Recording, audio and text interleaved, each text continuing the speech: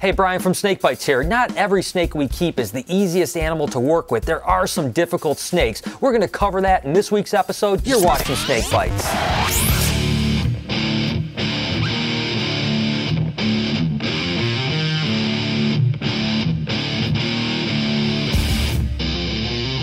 Obviously, when you keep as many animals as we do, you're going to have some animals that are a little bit difficult to keep. I really look at three different areas: feeding, breeding, and handling. I want to start with an animal that's a little bit difficult to feed. Now, it's only as a baby, but these are actually little rhino rat snakes. And I tell you, these little buggers can be a real pain in the butt to get to feed, but we do have a trick for it. Believe it or not, they eat guppies. And if you can feed them guppies as a baby and then eventually move up to pinkies that are scented with fish, they do really well. Another animal that just gives us fits as a baby snake are these gray-banded king snakes. They're just so awesome looking, so I've got to keep them. But man, it drives me crazy to get these guys to feed. And I tell you why, is because they actually eat lizards in the wild, mainly swifts. And why it's not just practical to feed baby lizards to our snakes are really two reasons. One, lizards can carry parasites, and we don't want to give them to that animal. Second, they're very costly. Obviously, rodents are the way to go. The way we get around that, we feed rodents that are scented by lizards. Sometimes it takes a few times to get them started, but once they switch over to pure rodents, they eat rodents the rest of their life, and they're awesome animals.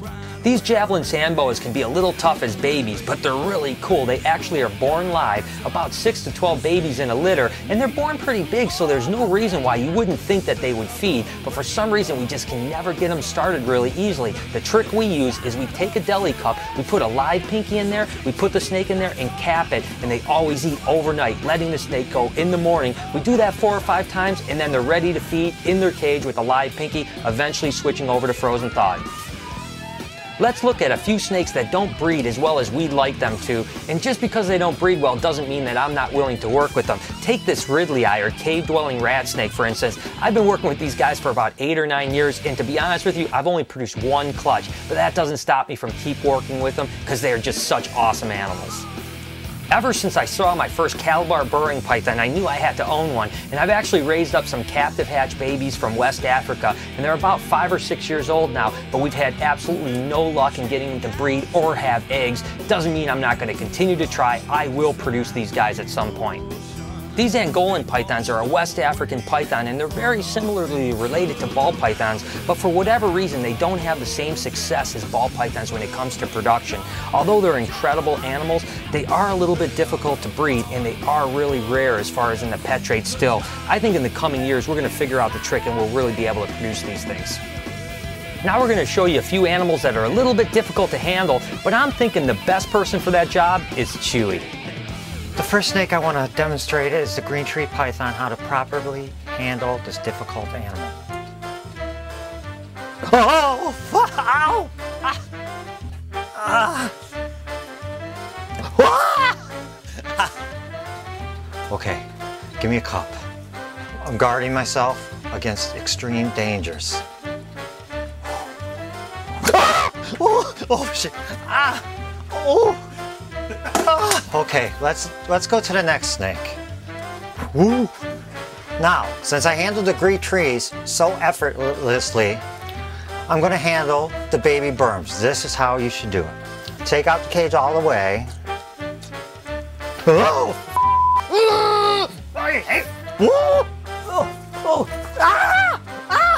This is the bullfighting technique I like to use. Okay, guys, the baby berm. As long as you're calm, she will remain calm. I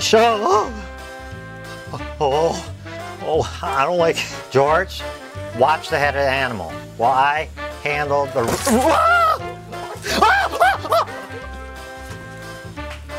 Okay, well, I think we'll end this segment on a high and we'll cut. Thank you. You've been watching Handle Difficult Snakes with Chewy. Handle Difficult Snakes with Chewy. Even though these animals can be difficult in one way or another, if you guys have those things in mind to keep as pets, I don't want to discourage you in any way. They certainly can all be kept, handled, and bred, as long as you guys do your homework and know what you're dealing with. Oh, how you doing? How you doing? George, hey, I'm working. Hey, dumb go! I'm gonna tell Lori. Go. You gotta touch me. Don't touch me. Ooh. Go! Sayonara.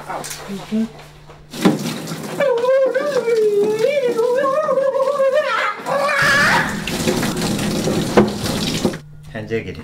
George is being real weird today. No, I mean real weird. Talking gibberish, gobbledygooking. Come on, man. He's just probably messing with your head. You know, you guys do this stuff all the time. Just get back to work, okay? Okay, I'm telling you. Brian! You have to fire George, now! Whoa, whoa, whoa. Calm down, guys. What the hell's going on? You just walked up, slammed me in the face, and then danced away like a moron.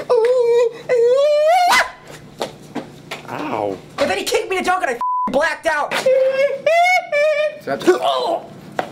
Do something, I'm tired of this Both of you crap. guys. Guys, I can't just fire the guy. I mean, the way you guys always harass him, I'm sure he's just getting you back. No, you don't understand. This is something totally different. He's acting really weird, even for George. Yeah, I'm actually a little concerned. All right, I'll go talk to George and see if I can figure this whole thing out.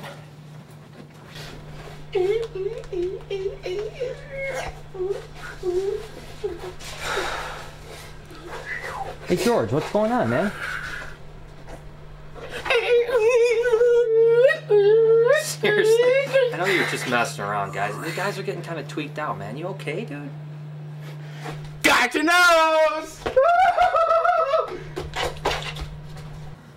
Guys, I'm telling you, I thought this was a joke, but I'm seriously thinking there's something wrong with this guy. I think he might have rabies or something. That makes you act weird. You ever seen Old Yeller? Maybe we should take him to the hospital. I'm not sure what the heck they'll do for him, but it's worth a shot, I guess. Let's get this over with. Oh, come on, we're gonna go get food. You want some food? Oh, screw this. Come here.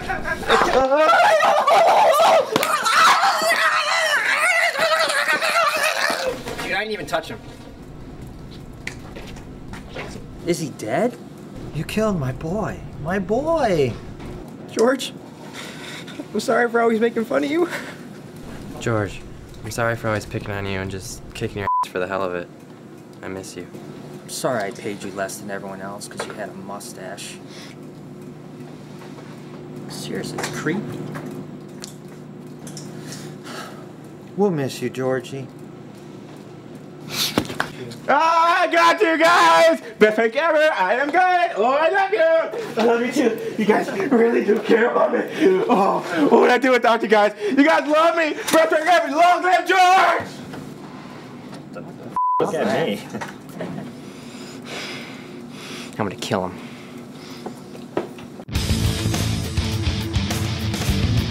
For this week's Comment of the Week on the huge snakes versus rabbit episode, the question was, if you could only choose one food and one drink for the rest of your life, what would it be? And Conacito said, I think it depends on where you come from.